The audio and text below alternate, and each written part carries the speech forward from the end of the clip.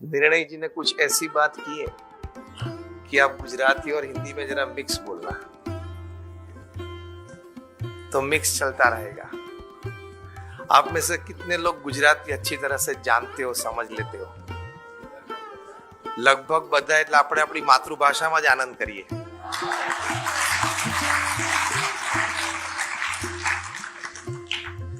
કારણ કે માતૃભાષાનો જે આનંદ છે એ અનોખો છે।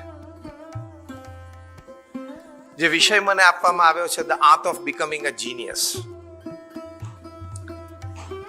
જીનિયસ શબ્દ આવે ત્યારે સામાન્યતઃ એની વ્યાખ્યા અથવા એના વર્ણનમાં એવી વાત આવે છે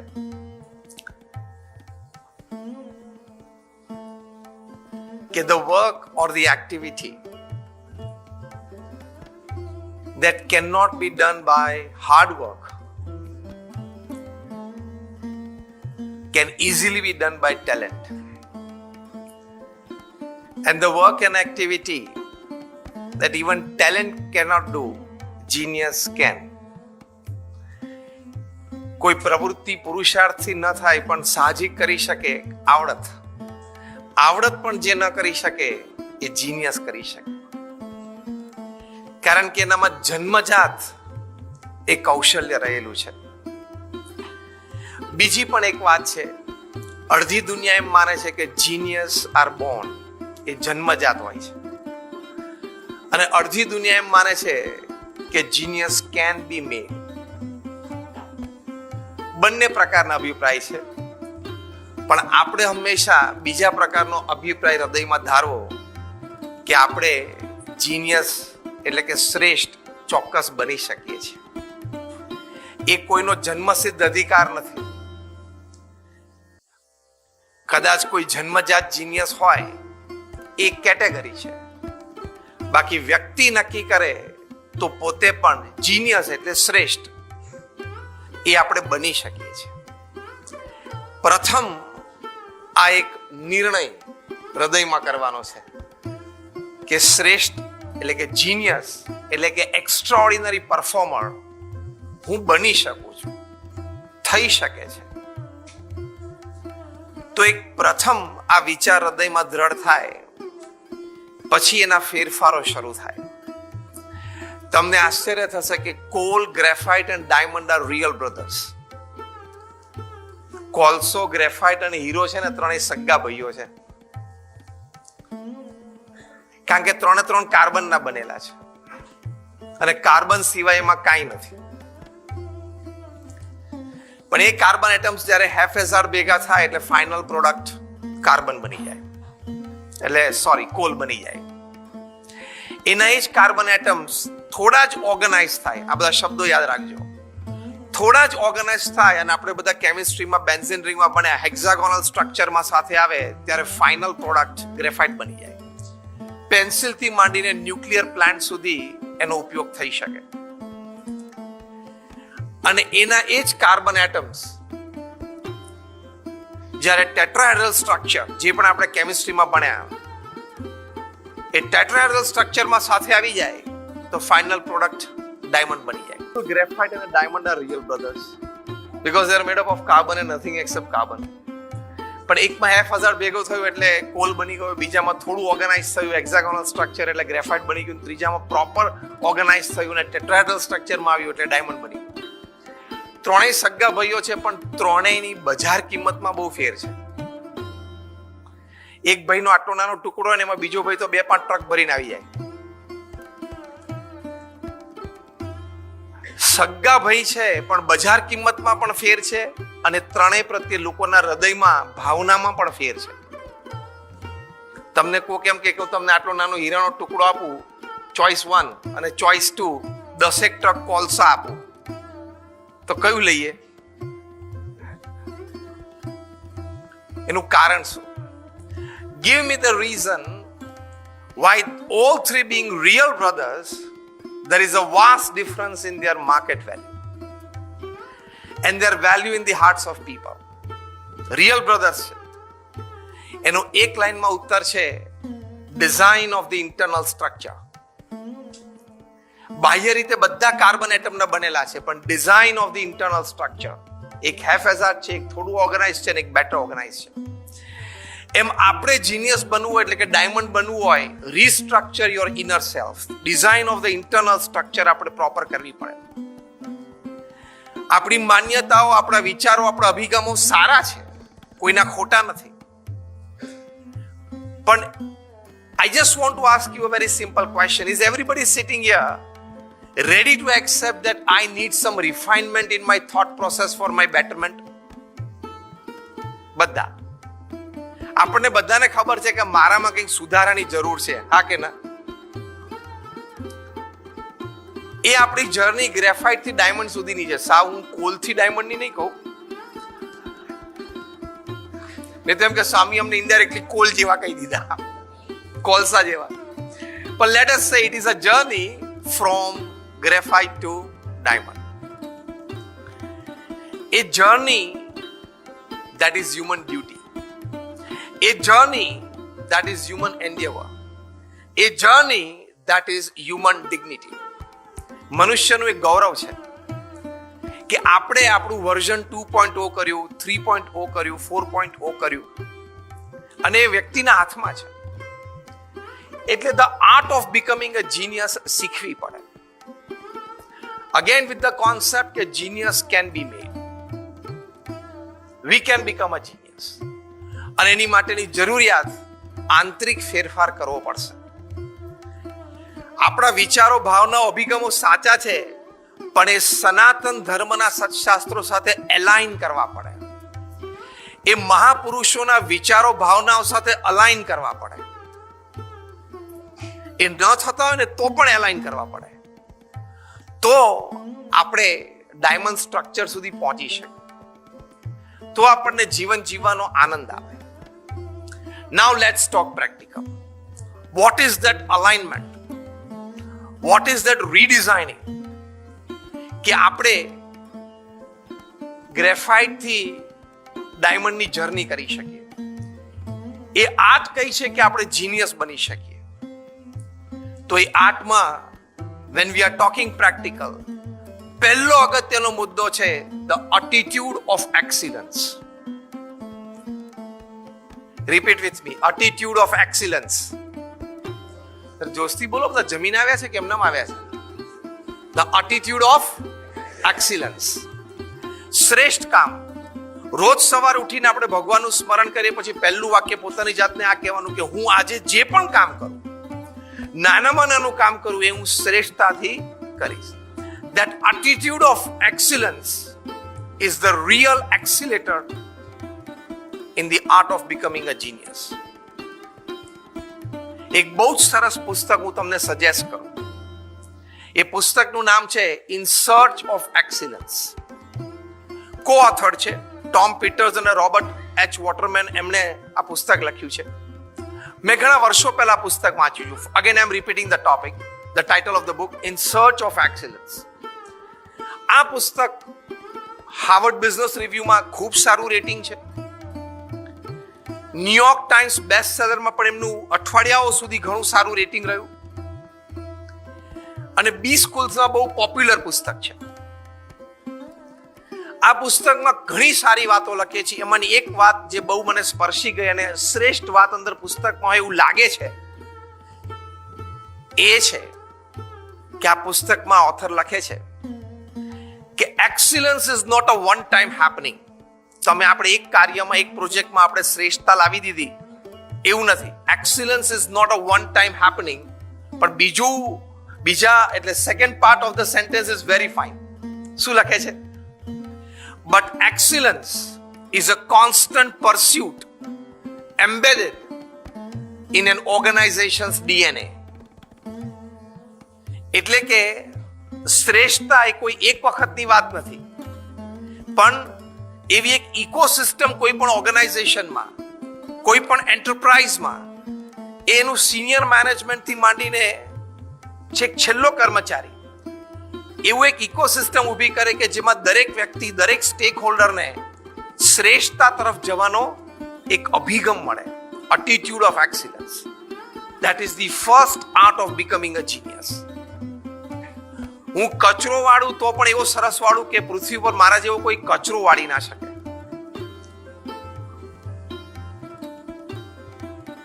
હું લખું તો એવું લખું કે મને પૂર્ણ આનંદ અને સંતોષ થાય.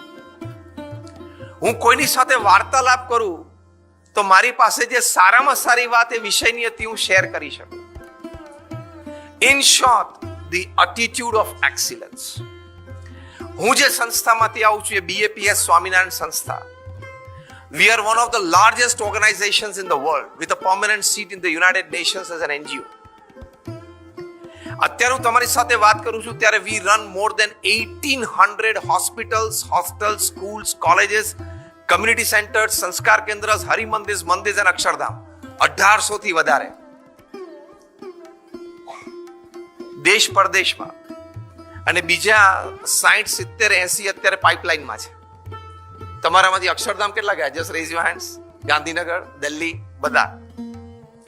ગાંધીનગર અક્ષરધામ અને દિલ્હી અક્ષરધામના લેવલના પ્રોજેક્ટ્સ અત્યારે સુરતમાં, જોહાનસબર્ગમાં, સિડની અને મેલબર્નમાં, યુરોપમાં, પેરિસમાં એ બધે નિર્માણાધીન છે. આ 1800 માંથી 1300 સંસ્થા પ્રમુખ સ્વામી મહારાજે નિર્માણ કરી. તમે ખાલી કલ્પના કરો કે રો land, I am giving you a good story, એક સરસ વાર્તા કહું છું તમને. કોઈ જમીન મળવી અથવા પ્રાપ્ત થવી, એ જમીન ઉપર શું કરવું છે BAPS ટ્રસ્ટી બોર્ડમાં નક્કી થાય. Hospital, hostel, school, college, whatever, મંદિર, અક્ષરધામ. BAPS NPO છે, નોન પ્રોફિટ ઓર્ગેનાઇઝેશન, એટલે ફંડ્સ ચેરિટી રૂપે સમાજમાંથી રેઝ થાય. એ જમીન લોકલ ગવર્મેન્ટ બોડીઝમાં લીગલી ક્લિયર થાય. આર્કિટેક્ટ્સ પ્લાન ડિઝાઇન કરે એ પણ લોકલ ગવર્મેન્ટ બોડીઝમાં ક્લિયર થાય. ખાત વિધિ થાય, 2, 4, 5 માળની ઇમારત જોઈએ તૈયાર થાય, એનું ઇનોગ્રેશન થાય. એ સંસ્થાને ચલાવવા માટે 2-5 અમારા BAPS ના વોલેન્ટિયર્સ જે અમારી આઈડિયોલોજી પ્રમાણે એ સંસ્થા ચલાવે, બીજો પેઇડ સ્ટાફ, અને એ સંસ્થાને સમાજની સેવામાં મૂકી દેવી. આજ રો જમીનથી માંડીને ઇનોગ્રેશન સુધીની સ્ટોરી મેં જે તમને કરીને એ પ્રમુખ સ્વામી મહારાજે 45 વર્ષ સુધી દર 15મા દિવસે એક સ્ટોરી પૂરી કરી.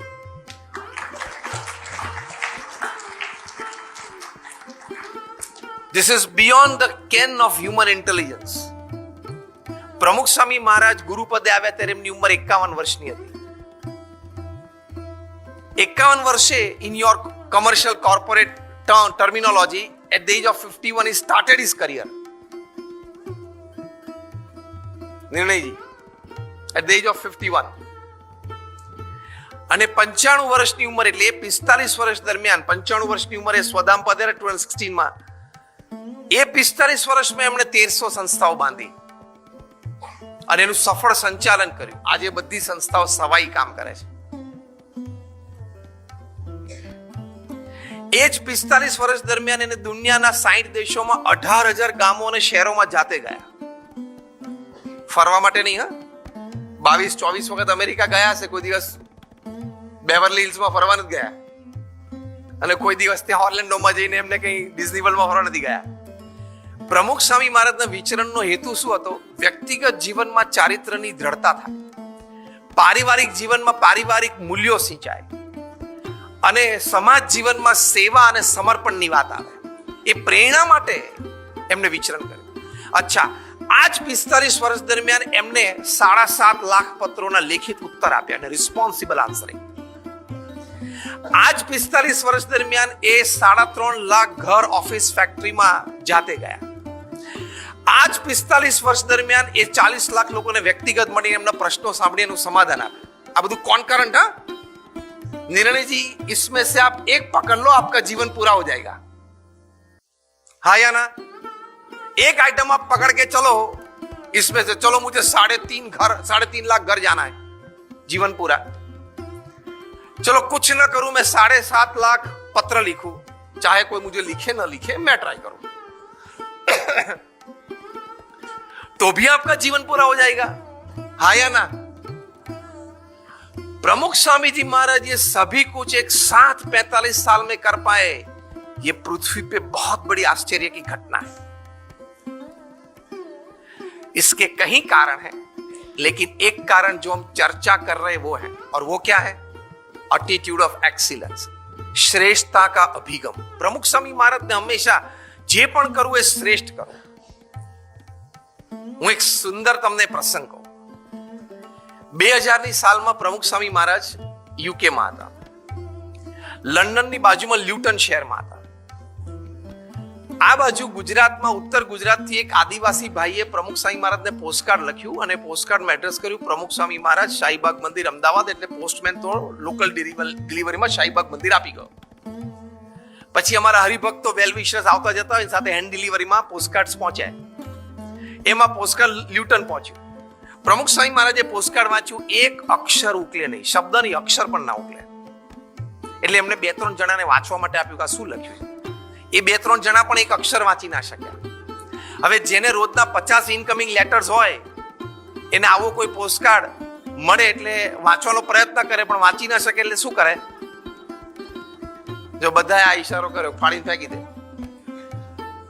એ આપણે Pramukh Swami Maharaj was a different personality. Now starts the story of attitude of excellence in work. પ્રમુખ સ્વામી મહારાજે કીધું કે પોસ્ટકાર્ડ મને પાછું આપો. સમજો, એમની ઉંમર 80 વર્ષની છે. એ પોસ્ટકાર્ડમાં એમને સ્ટેમ્પ વાંચ્યો, ખેડ બ્રહ્મા. એટલે લ્યુટન થી એમને ખેડ બ્રહ્મા, અમારા સંત પૂજ્ય શ્રીરંગ સ્વામી હતા, એમને ફોન કર્યો કે આ ખેડ બ્રહ્માથી મને એક પોસ્ટકાર્ડ મળ્યું છે, અમે તમને બંને સાઈડ ફેક્સ કરીએ છીએ, તમે ટ્રાય કરો કે એમણે શું લખ્યું છે. વાંચવાનો પ્રયત્ન કર્યો, ફેક્સ કર્યો એમને પણ એક અક્ષર ના વાંચ્યો. એમને ખાલી એટલું વાંચ્યું, લખનાર વ્યક્તિને નીચે એમના નામ લખેલું, એમાં પારઘી લખેલું હતું, કારણ કે એ જ્ઞાતિ સાથે એ ફેમિલિયર હતા. એમણે પ્રમુખ સ્વામી મહારાજને ફોન કરીને કહ્યું કે અહીંયા સાબરકાંઠાની આજુબાજુમાં જો ઘણા બધા યંગસ્ટર્સ બેઠા છે, this is something extraordinary that you all need to learn. એમણે પ્રમુખ સ્વામી મહારાજને ફોન કર્યો કે અહીંયા સાબરકાંઠામાં 84 ગામો આદિવાસીના છે, એમાંથી 12 ગામો આ પારઘી જ્ઞાતિના છે. એ પણ એક આદિવાસીની કાસ્ટ છે, પણ એ પારઘી જ્ઞાતિ, એ એમની લાસ્ટ નેમ છે. પ્રમુખ સ્વામી મહારાજ એમ કહ્યું કે તમે આ પોસ્ટકાર્ડ લઈને 12 ગામમાં જાઓ ને લોકોને ભેગા કરીને કહો કે આ પોસ્ટકાર્ડ લખ્યું છે કોણે ને એને કામ શું છે. What an effort at the age of 80 sitting on a foreign land. એટલે આદિવાસી ગામો નાના હોય, 15-25 કુબા હોય, તો ગયા એમાં 6ઠા ગામે પહોંચ્યા. ખેડ બ્રહ્માથી 4 કિલોમીટર દૂર હિંગટિયા ગામ છે, ત્યાં પહોંચીને એમને કીધું કે પોસ્ટકાર્ડ કોને લખ્યું છે. એટલે એક આદિવાસી ભાઈ, રેશમાભાઈ પારઘી, એને હાથ ઊંચો કર્યો કે મેં લખ્યું છે. તો કે લખ્યું છે શું તે? એટલે એને વાંચ્યું ને એમાં 12 વખત પોણી શબ્દ વાપરેલો. પોણી એટલે પાણી, વોટર. એને કહ્યું કે મેં એ લખ્યું છે કે અમારા હિંગટિયા ગામમાં હેન્ડપંપ છે એ બગડી ગયો છે, તો મેં પ્રમુખ સાહેબને લખ્યો છે કે કાં તો તમે હેન્ડપંપ અમને રિપેર કરાવી આપો, ને રિપેર ન થતો હોય તો સંસ્થાના ખર્ચે નવો નાખી આપો, એવી વિનંતી કરી છે. અત્યારે છેલ્લી વાર તમે હસ્યા, એની પાછળનું કારણ એ હતું કે આવા નાના કારણ માટેનો એફર્ટ કેટલો બહુ મોટો થઈ ગયો. That is how great personalities build great institutions. Shrirang સ્વામીએ પાછો ફોન કરી જણાવ્યું સ્વામી આ ઇશ્યુ છે. પ્રમુખ સ્વામી મહારાજે કીધું કે તમે એન્જિનિયર લઈને ત્યાં જાઓ, મહેસાણા કે હિંમતનગરથી, પંપ ચેક કરાવો, રિપેર થઈ શકતો હોય તો રિપેર કરો, ના થતો હોય તો બદલી આપો. એમણે કર્યું, એન્જિનિયરે કહ્યું રિપેર નહીં થાય, એટલે સંસ્થાના ખર્ચે નવો નાખી આપો. ગામમાં પાણી ચાલુ થઈ ગયું. પ્રમુખ સ્વામી મહારાજને રિપોર્ટ આપ્યો, ગામમાં પાણી ચાલુ થઈ ગયું છે. પ્રમુખ સ્વામી મહારાજે ત્યાંથી લેટર લખ્યો રેશમાભાઈ પારઘીને કે તમારા પ્રશ્નનું સમાધાન થઈ ગયું છે અને ગામમાં પાણી ચાલુ થઈ ગયું છે, બધા ખૂબ સુખી થયો, આશીર્વાદ છે. નીચે લખ્યું હતું PS શ્રીરંગ સ્વામીને કે આ ફેક્સ લઈને તમે રેશમા પારઘીને હિંગટિયા ગામમાં આપવા જજો. એ લેટર એમના હાથમાં આપ્યો ને ત્યારે આદિવાસીના આંખમાં આંસુ આવી ગયા, જે 4 જ વર્ષ પહેલા BAPS કે પ્રમુખ સ્વામી મહારાજના સંપર્કમાં આવેલા, એના આંખમાં આંસુ આવી ગયા. કારણ 4 વર્ષ પહેલા તો એનું જીવન છે ને બહુ આમ નોટોરિયસ જેવું હતું, એનું પરિવર્તન થયેલું, પણ એના આંખમાં આંસુ આવી ગયા કે એક ગામ માટે આટલી બધી ચિંતા એક વ્યક્તિએ કરી. તો paying attention to the smallest work is called the attitude of excellence. That is the first art of becoming a genius. આપણે શું હોય, ચાલશે, કાલે કરશું, इतनी जल्दी भी क्या है, जीना है बरसों, आज करना है वो कल करना है परसों, इतनी जल्दी भी क्या है, जीना है बरसों. એ આપણો એટીટ્યુડ છે અને આવી મહાન પર્સનાલિટીઝનો એટીટ્યુડ જુદો હોય. હવે મેં તમને એક નાનો પ્રસંગ કહ્યો, ત્યાંથી એક બહુ જ મોટા પ્રસંગમાં તમને લઈ જાઉં. BAPSA શિકાગોમાં 2004 અમેરિકામાં એક હ્યુજ શિખરબદ્ધ મંદિર, જે ગાંધીનગરનો તમે અક્ષરધામ જોયું ને, એ સ્કેલનો એ પ્રોજેક્ટ, એ 2004માં પ્રમુખ સ્વામી મહારાજે પ્રતિષ્ઠા કરીને ઇનોગ્રેટ કર્યું. તમે એનું લોજિસ્ટિક્સ વિચારો ને તો પણ કલ્પનાતીત છે, કારણ કે ત્યાંના એક્સ્ટ્રીમ ક્લાઇમેટ્સમાં ઇન્ડિયાનો પથ્થર ને આરસ ચાલે નહીં. એટલે આરસ ઇટલીથી આવ્યો, પથ્થર છે એ બલ્ગેરિયાથી લાઇમસ્ટોન આવ્યો, ગ્રીસથી ગ્રેનાઇટ આવ્યો, કંડલા આવ્યો, કંડલાથી રાજસ્થાન ગયો, 26 સાઇટ ઉપર કામ થયું, અને ત્યાંથી પાછું કંડલા કાફસ્ટોન જાય અને પાછા US ગયા, ઈસ્ટ કોસ્ટ ઉપર ઉતરીને બાય રોડ પાછા શિકાગો ગયા. લોજિસ્ટિક્સ ખબર પડી? કલ્પનાતીત લોજિસ્ટિક્સ. 2004માં પ્રમુખ સ્વામી મહારાજે ત્યાં મૂર્તિ પ્રતિષ્ઠા કરી ઇનોગ્રેટ કર્યું. એક દિવસ ફરતા ફરતા એક વ્હાઇટ અમેરિકન આર્કિટેક્ટ ત્યાં આવી ચડ્યા. મેં કીધું, my goodness, what a project, beautiful carvings, what a structure, what a balance. 2 કલાક એને ત્યાં કાઢ્યા, ફોટોગ્રાફી કરી, અને 2 દિવસ પછી AIA અમેરિકન ઇન્સ્ટિટ્યૂટ ઓફ આર્કિટેક્ટ્સની AGMમાં એને પ્રસ્તુત કર્યું કે આવા એક પ્રોજેક્ટનું નિર્માણ આપણા શિકાગો શહેરમાં થયું છે, તમને ખબર છે? એટલે થોડા આર્કિટેક્ટ્સે કીધું કે મેં લોકલ ટીવી ચેનલ ઉપર જોયેલું, થોડા આર્કિટેક્ટ્સે કીધું કે ન્યૂઝપેપરમાં અમે ફોટોગ્રાફ ને સ્ટોરી વાંચેલી. ત્યાં બધા આર્કિટેક્ટ્સે નક્કી કર્યું કે આપણે એક જોઈન્ટ વિઝિટ, ગ્રુપ વિઝિટ કરી, અને ધ કમિંગ વીકેન્ડમાં 70 architects of American institute of આર્કિટેક્ટ્સના એ લોકોએ ગ્રુપ વિઝિટ કરી. અમારા ગાઈડ્સે એમને શિકાગો મંદિર, ત્યાં હવેલી, એક્ઝિબિશન બધું બતાવ્યું. ત્યાં એ 70 આર્કિટેક્ટ્સે નિર્ણય કર્યો કે AIA નો award of excellence BAPS Swaminarayan Mandir શિકાગોને આપવો જોઈએ. એ નિર્ણય કર્યો, ઠરાવ કર્યો, સેરેમની કરી અને એવોર્ડ આપ્યો.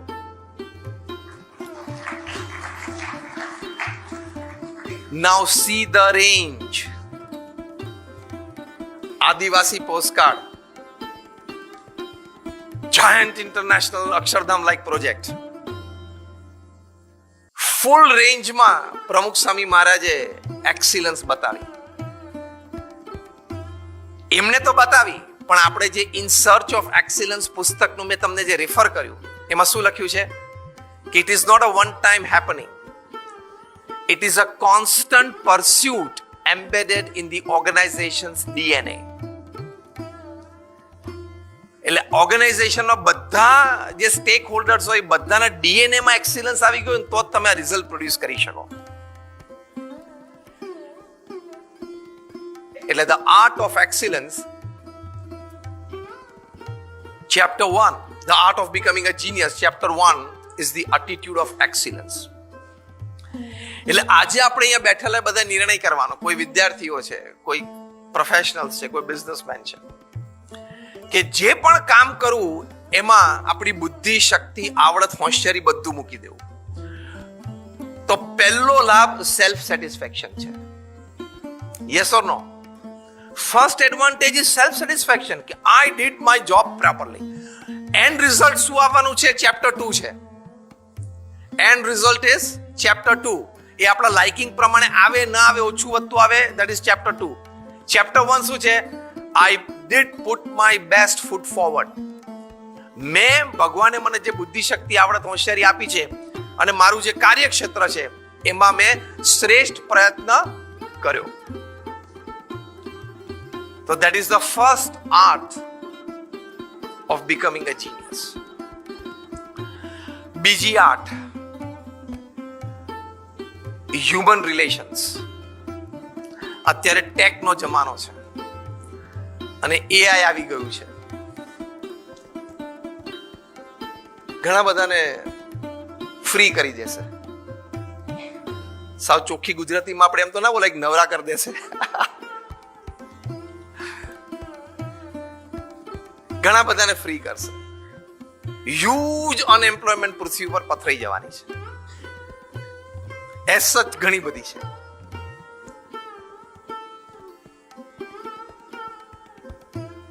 એઆઈ ના જન્મદાતાઓ એવું કહે છે કે એઆઈ વિલ ટેક અવે the jobs who created AI. જેને એઆઈ બનાવ્યું છે ને એ લોકોની જોબ્સ પણ એઆઈ લઈ જશે.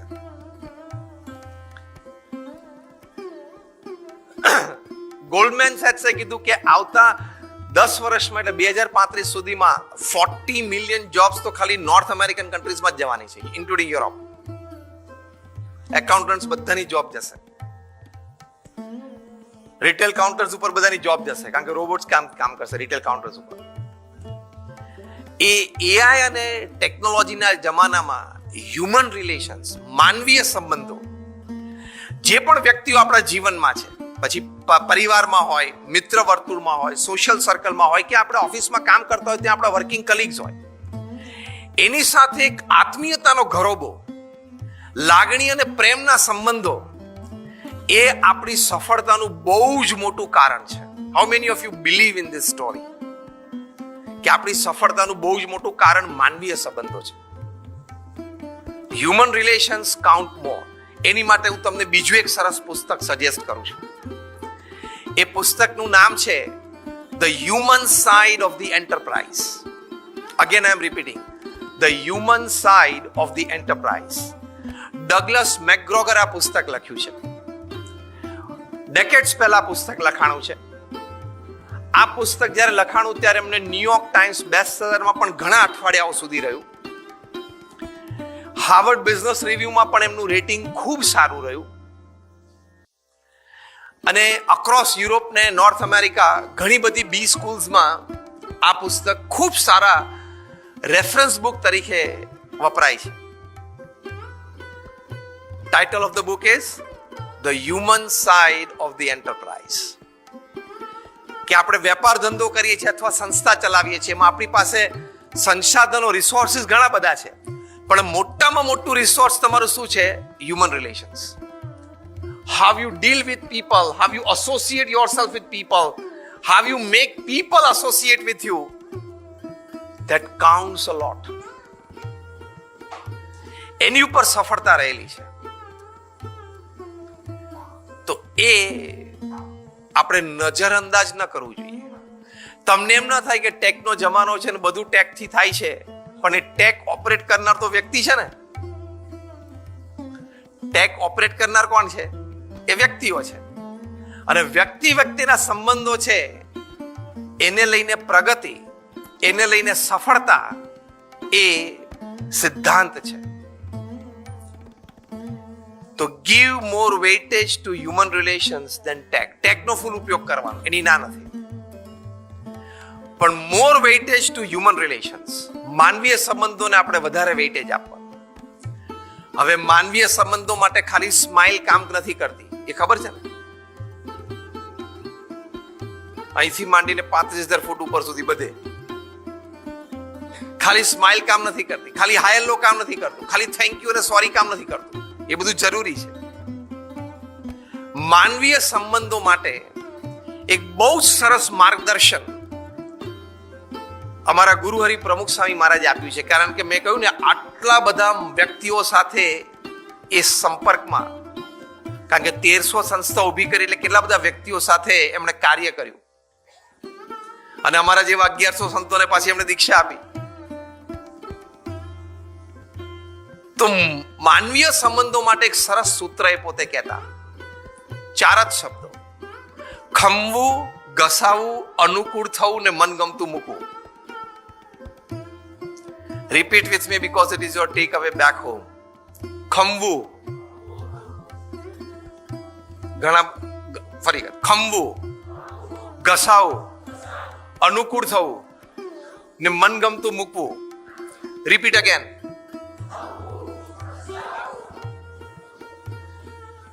One more time.